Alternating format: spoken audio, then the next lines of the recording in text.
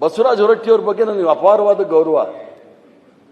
ಯಾವತ್ತೂ ಸಹ ನಾನು ಶಿವಕುಮಾರ್ ಅವ್ರನ್ನು ಕೇಳ್ಬೋದು, ಸಿದ್ದರಾಮಯ್ಯ ಇವ್ರನ್ನು ಕೇಳ್ಬೋದು.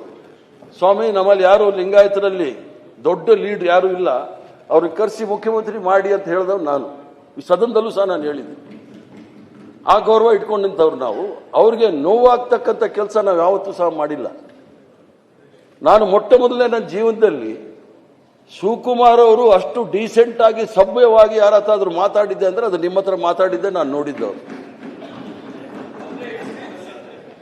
ಅವ್ರು ಸ್ವಲ್ಪ ಮಂಡ್ಯ ಇದಲ್ಲ,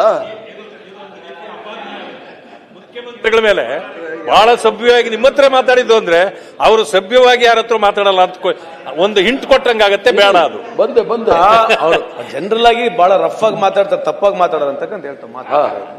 ಅಲ್ಲ, ಅವ್ರು ಯಾವಾಗಲೂ ಮೊಸರಲ್ಲಿ ಕಲ್ಲು ಹುಡುಕೋ ಅಭ್ಯಾಸ, ತೊಂದರೆ ಇಲ್ಲ, ಅದನ್ನ ನಾನು ಅನುಭವಿಸಿದ್ದೀನಿ. ಆ ಮಣ್ಣಿನ ಗುಣಕ್ಕೆ ಕರೆಕ್ಟ್ ಆಗಿದ್ದಾರೆ. ಯಾಕಂದ್ರೆ ನಿಮಗೆ ಬೇಕಾಗಿರೋದು ಅಂತವ್ರೆ. ಸಲೀಂ ಅಂತವರು ಅವರು ಹೇಳ, ಅವ್ರಿಗೆ ಮುಸಲ್ಮಾನರಲ್ಲಿ ಬ್ರಾಹ್ಮಣರಿದ್ದಂಗೆ ಬಹಳ ಮಡಿವಂತರು. ನಿಮಗೆ ಬೇಕಾಗಿರೋದು ಡಿ ಕೆ ಶಿವಕುಮಾರ್ ಅಂತವ್ರೆ. ಯಾಕಂದ್ರೆ ಡಿ ಕೆ ಶಿವಕುಮಾರ್ಗೆ ಬಂಡೆ ಅಂತೀರಾ, ಬುಲ್ ಅಂತೀರಾ, ಎಲ್ಲ ಅಂತೀರಲ್ಲ, ಅವ್ ಬೇಕಾಗಿರೋದು ನಿಮ್ಗೆ ಅದೇ. ಯಾಕಂದ್ರೆ ನಯವಾಗಿ ಹೇಳಿದ್ರೆ ಯಾರಿಗೂ ಗೊತ್ತಾಗೋದಿಲ್ಲ. ನಾನು ಸಹ ಅವ್ರ ಸಂಬಂಧ ಇರೋದ್ರಿಂದ ನಾನೇ ಅವ್ರ ಮನೆಗೆ ಹೋದೆ. ನಾನು ಈ ಸದನದ ಸದಸ್ಯರಾಗಿರೋದ್ರಿಂದ ಚೇರ್ಮನ್ ನಾವೆಲ್ಲೂ ಕರಿಬಾರ್ದು ಅಂತ ನಾನೇ ಮನೆಗೆ ಹೋಗಿ ನಮ್ಮ ಮುಂದೆ 2 ಆಪ್ಷನ್ ಇದೆ ಅಂತ ಹೇಳಿದೆ. ನೋಡಿ, ನೀವು ಹಿರಿಯರಿದ್ದೀರಿ, ಒಂದು ನಮಗೆ ಬಹಳ ಕ್ಲಿಯರ್ ಆಗಿದೆ, ಅವಿಶ್ವಾಸ ಮಂಡನೆ ಮಾಡಿ ಅಂತ ಹೇಳಿ. ಒಂದೇ ಸಲ ಅವಿಶ್ವಾಸ ಮಂಡನೆ ಮಾಡಿದಾಗ ಮುಖ್ಯಮಂತ್ರಿಗಳು ಹೇಳಿದ್ರು, ಬೇಡ ಅವ್ರು ರಾಜೀನಾಮೆ ಕೊಡ್ತಾ ಇದೀನಿ ಅಂತ ಹೇಳಿದ್ರು, ಬಿಟ್ಬಿಡಿ ಅಂದ್ರೆ. ಆಯ್ತು, ಬಿಟ್ವಿ. ನಾನು ಹೋಗಿ ಹೇಳಿದೆ, ನೋಡಿ 2 ಆಪ್ಷನ್ ಇರೋದು, ಒಂದು ಅವಿಶ್ವಾಸ ನಿರ್ಣಯ ನಾವು ಮಂಡನೆ ಮಾಡಬೇಕು, ಇಲ್ಲ ಅಂದ್ರೆ ತಾವು ರಾಜೀನಾಮೆ ಕೊಟ್ಟರೆ ಅದು ಪ್ರಸಂಗ ಬರಲ್ಲ. ಒಂದು ಜ್ಞಾಪಿಸ್ತೀನಿ, ವಿರೋಧ ಪಕ್ಷದ ನಾಯಕರೇ, ಹೋದ ಬಾರಿ ಅವ್ರು 45 ವರ್ಷ ಆಗಿದೆ ಅಂತ ಹೇಳಿ ಇದೇ ಸದನದಲ್ಲಿ ಬೆಳಿಗ್ಗೆಯಿಂದ ಸಾಯಂಕಾಲದವರೆಗೂ, ನಾನು ಅದು 2ನೇ ಭಾಷಣ ಮಾಡಿದ್ದು, ಮಂಜುನಾಥ್ ಭಂಡಾರಿ ಮೊದಲು ಮಾಡಿದ್ರು, ನಾನು 2ನೇ ಮಾಡಿದೆ, ಸ್ವಲ್ಪ ಲೈನ್ ಹೋಗ್ಲಿ ಅಂತ ಹೇಳಿ ದಿವಸ ಪೂರ್ತಿ ಅವ್ರನ್ನ ಹೊಗಳಿದ್ದೀವಿ, ದಿವಸ ಪೂರ್ತಿ. ಆದ್ರೆ ಭೋಜೇಗೌಡರು ಏನು ಹೇಳಿದ್ರು ಅಂತ ನಾನು ಹೇಳಕ್ ಹೋಗೋದಿಲ್ಲ. ದಿವಸ ಪೂರ್ತಿ ನಾವು ಅವನ್ನ ಬಹಳ ದೊಡ್ಡ ಮಟ್ಟದಲ್ಲಿ ಹೊಗಳಿದ್ದೀವಿ. ನೀವು ಅವಿಶ್ವಾಸ ಮಂಡನೆ ಮಾಡಿದಾಗ ನಾವು ಹೊಗಳ್ತೀವಿ ಅನ್ಕೊಂಡಿದ್ದೀರಾ? ರಾಜಕೀಯ ಪಕ್ಷದವ್ರು ನಾವು ಅವಿಶ್ವಾಸ ಮಂಡನೆ ಮಾಡಿದಾಗ ಹೊಗಳೋ ಪ್ರಶ್ನೆನೇ ಇಲ್ಲ. ನೀವು ಶತ್ರುಗಳಲ್ಲ, ನಮಗೆ ವಿರೋಧದವರು. ಯಾಕಂದ್ರೆ ಆ ವಿಚಾರಗಳು ನಾನು ಆವಾಗ ಹೇಳ್ತಾ ಇರ್ತೀನಿ. ಪಾಕಿಸ್ತಾನ ವಿಚಾರ ಬಂದಾಗಲೂ ನಾನು ಹೇಳಿದ್ದೀನಿ, ನೀವು ನಮ್ಮ ಶತ್ರುಗಳಲ್ಲ, ವಿರೋಧಿಗಳು, ರಾಜಕೀಯ ವಿರೋಧಿಗಳು. ನಾವು ಏನೇನು ಹೇಳ್ಬೇಕು ಅದೆಲ್ಲ ಹೇಳ್ಬಿಡ್ತಾ ಇದ್ವಿ. ಅದರಲ್ಲಿ ಹೇಳ್ತೀನಿ ಕೇಳಿ, ಇನ್ನೊಂದು ಬಹಳ ಸ್ವಾರಸ್ಯಕರವಾದ ಬರ್ಕೊಂಡೆ, ಅದು ಕೈಗೆ ಸಿಗ್ತಾ ಇಲ್ಲ. ಮಾಡಿದಾಗ ಕೆಲವು ಸಂದರ್ಭದಲ್ಲಿ ಸದನದ ಗೌರವ ಕೂಡ ಕಮ್ಮಿ ಆಗ್ಬೋದಿತ್ತು. ಅದಕ್ಕೋಸ್ಕರ ನಾನೇ ಹೋಗಿ ಅವ್ರ ಹತ್ರ ಒಂದು ರಿಕ್ವೆಸ್ಟ್ ಮಾಡ್ಕೊಂಡು, ನೀವು ಹಿರಿಯರಿದ್ದೀರಿ, ನಿಮ್ಮಷ್ಟು ಹಿರಿತನ ಈ ರಾಜಕಾರಣದಲ್ಲಿ ಯಾರೂ ಇಲ್ಲ, ನೀವು ಆದಷ್ಟು ದೊಡ್ಡ ಮನಸ್ಸು ಮಾಡಿ ಬಿಡಿ ಅಂತ ಹೇಳಿ. ಸೊ ಅವ್ರು ಒಪ್ಕೊಂಡ್ರು. ಮುಖ್ಯಮಂತ್ರಿಗಳು ಸಹ ಅವ್ರ ಮನೆಗೆ ಹೋಗಿ ಮಾತಾಡಿ, ಮುಖ್ಯಮಂತ್ರಿಗಳು ಸಹ ನಾನು ರಾಜೀನಾಮೆ ಕೊಡ್ತೀನಿ ಅಂತ ಹೇಳಿದ್ರು. ಅಲ್ಲಿಗೆ ನಾವು ಬಿಟ್ವಿ. ಆದರೆ 6ನೇ ತಾರೀಕು ಸಾಹೇಬ್ರೆ ನನಗೆ ಫೋನ್ ಮಾಡಿದ್ರು, ನೋಡಿ ಸ್ನೇಹಿತರು ಸಂಬಂಧಿಕರಿಂದ ಬಹಳ ಒತ್ತಡ ಇದೆ, ನಾನು ರಾಜೀನಾಮೆ ಕೊಡೋದಿಲ್ಲ ಅಂತ.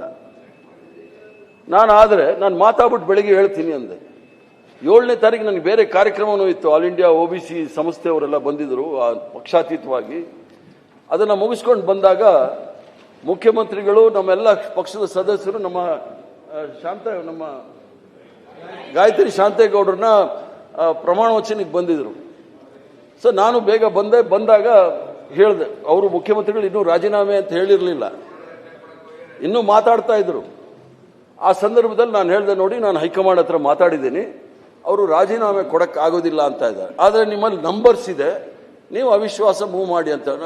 ಬಹಳ ಜಲ್ದಿ ಎಲ್ಲರನ್ನು ಕರೆಸಿ ಅವಿಶ್ವಾಸವನ್ನು ಮಂಡನೆ ಮಾಡಿದ್ರು. ಆಗ ಮುಖ್ಯಮಂತ್ರಿಗಳು ಸಹ ಅಲ್ಲಿ ಬಹಳ ಸೌಜನ್ಯವಾಗಿ ಹೊರಟ್ಟಿ ಸಾಹೇಬ್ರು ಹೇಳಿದ್ರು, ನೋಡಿ ಇದೆರಡೇ ನಮ್ಮ ಹತ್ರ ಇರೋದು, ಒಂದು ರಾಜೀನಾಮೆ ಕೊಡಬೇಕು, ಇಲ್ಲ ಅವಿಶ್ವಾಸಕ್ಕೆ. 11 ಗಂಟೆ ಅವಿಶ್ವಾಸ ನಾವು ಫೈಲ್ ಮಾಡಿಬಿಟ್ಟಿದ್ವಿ. ನಾವು 1 ಗಂಟೆಗೆ ಹೋಗಿ ಅವ್ರನ್ನ ಕೇಳ್ಕೊಂಡ್ವಿ. ಅಷ್ಟೊತ್ತಿಗೆ ನಾನು ರಾಜೀನಾಮೆ ಕೊಡ್ತೀನಿ ಅಂತ ಅವ್ರು ಹೇಳಿದ್ರು. ನಾನು ಯಾವುದ್ರ ಮೇಲೆ ಬೇಕಾದರೂ ಪ್ರಮಾಣ ಮಾಡಕ್ಕೆ ಸಿದ್ಧ ಇದ್ದೀನಿ. 1 ಗಂಟೆಗೆ ರಾಜೀನಾಮೆ ಕೊಡ್ತೀನಿ ಅಂದಾಗ ಅಲ್ಲಿ ಗುಂಪಿತ್ತಲ್ಲ, ಮುಖ್ಯಮಂತ್ರಿಗಳು ಹೇಳಿಷ್ಟೇ, ಅವ್ರ ಪ್ರೈವೇಟ್ ಸೆಕ್ರೆಟರಿನ ಕರೆದು ಅವ್ರ ಹತ್ರ ಮಾತಾಡಕ್ಕೆ ಹೇಳಿ ಅಂದರು. ಯಾರಿಗೂ ಫೋರ್ಸ್ ಮಾಡಲಿಲ್ಲ. ಅವ್ರಿಗೆ 80 ವರ್ಷ ಬಸವರಾಜ ಹೊರಟ್ಟಿ ಅವ್ರಿಗೆ ನಾವು ಯಾರಾದರೂ ಫೋರ್ಸ್ ಮಾಡೋಕ್ಕಾಗುತ್ತಾ?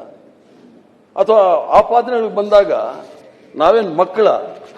ಹೇಳ್ತೀನಿ ಕೇಳಿ. ಇದು ಟೈಮ್ಸ್ ಆಫ್ ಇಂಡಿಯಾದಲ್ಲಿ ಏನು ಹೇಳುತ್ತೆ? ಟೈಮ್ಸ್ ಆಫ್ ಇಂಡಿಯಾದಲ್ಲಿ ಅವರೇ ತಾವೇ ಹೇಳಿರೋದು, was not forced to quit, CM did not pressure me, Horatti. ಅದ್ರ ಜೊತೆಗೆ ಹುದ್ದೆಯಿಂದ ಹೊರ ನಡೆದ ಹೊರಟ್ಟಿ ಗೌರವವನ್ನು ಉಳಿಸಿಕೊಳ್ಳುವ ನಡೆ ಅಂತ ಎಡಿಟೋರಿಯಲ್ಗಳೆಲ್ಲ ಬಂತು ಪ್ರಜಾವಾಣಿನಲ್ಲಿ. ರಾಜೀನಾಮೆಗೆ ಬಸವರಾಜ ಹೊರಟ್ಟಿಯವರು ಒಪ್ಪಿಗೆ. ಆಮೇಲೆ ಬೇರೆಯವರು, ನಿಮ್ಮ ಪಕ್ಷದವರು ತಾವೆಲ್ಲರೂ ಸಹ ಬೆದರಿಕೆ ಹಾಕಿ ರಾಜೀನಾಮೆ. ನಮ್ಮ ಹತ್ರ ಏನು ED ಇದೆಯಾ, CBI ಇದೆಯಾ, IT ಇದೆಯಾ? ಅವ್ರ ಮೂಲಕ ಬೆದರಿಸ್ಬಿಟ್ಟು ರಾಜೀನಾಮೆ ತಗೊಳಕ್ಕೆ. ಪ್ರಜಾಪ್ರಭುತ್ವದಲ್ಲಿ ನಮ್ಮ ಸಂಖ್ಯಾಬಲ ಇದೆ, ಅದರ ಮೇಲೆ ನಾವು ಆಗಲಿ ಚುನಾವಣೆ ಅಂತ ಸದನದ ಚಿಂತಕರ ಚಾವಡಿಯ ಒಂದು ಘನತೆ ಗೌರವವನ್ನು ಕಾಪಾಡಬೇಕು ಅಂತೇಳಿ ಒಂದೇ ಒಂದು ವಿಚಾರದಲ್ಲಿ ನಾವು ಅಷ್ಟು ನಿಧಾನವಾಗಿ ಹೋಗಿರ್ತಕ್ಕಂಥದ್ದು. ಅದನ್ನ ಅವ್ರು ರಾಜೀನಾಮೆ ಕೊಟ್ಟಿರೋ ಪ್ರಶ್ನೆನೇ ಬರ್ತಾ ಇರಲಿಲ್ಲ. ಅವ್ರು ಹೇಳಿದಕ್ಕೋಸ್ಕರ ನಾವೆಲ್ಲರೂ ಸಹ ಹೋಗಿ ಅವ್ರ ಮೇಲೆ ಅಪಾರ ಗೌರವದಿಂದ ನಾವು ಹೋಗಿ ಹೇಳಿದ್ದೇವೆ ವಿನಃ ಅದರಲ್ಲಿ ಯಾವುದೇ ರೀತಿಯ ಅಗೌರವ ಆಗಲಿ, ಅವರ ಸ್ಥಾನಕ್ಕಾಗಲಿ ಅಗೌರವ ಆಗಲಿ, ಅವರ ವಯಸ್ಸಿಗಾಗಲಿ ಅಗೌರವವನ್ನು ಯಾರೂ ಸಹ ತೋರಿಸಲಿಲ್ಲ. ಆಗೇನಾದಿದ್ರೆ ನಾವು ನೇರವಾಗಿ ಮಾತಾಡೋ ಜನ, ಬೇರೆಯವ್ರು ಮಾತಾಡ್ತಾರಲ್ಲ ಗೊತ್ತಿಲ್ಲ, ನಾನಂತೂ ನೇರವಾಗಿ ಮಾತಾಡೋನು, ನೇರವಾಗಿ ಹೇಳ್ತಾ ಇದ್ವಿ ನಾವು. ಆದ್ರಿಂದ ಇದಕ್ಕೆ ದಯವಿಟ್ಟು ತೆರೆ ಎಳೀರಿ. ಕರ್ನಾಟಕ ನ್ಯೂಸ್ ಬೀಟ್ ಫಾಲೋ ಮಾಡಿ, ಸಬ್ಸ್ಕ್ರೈಬ್ ಮಾಡಿ.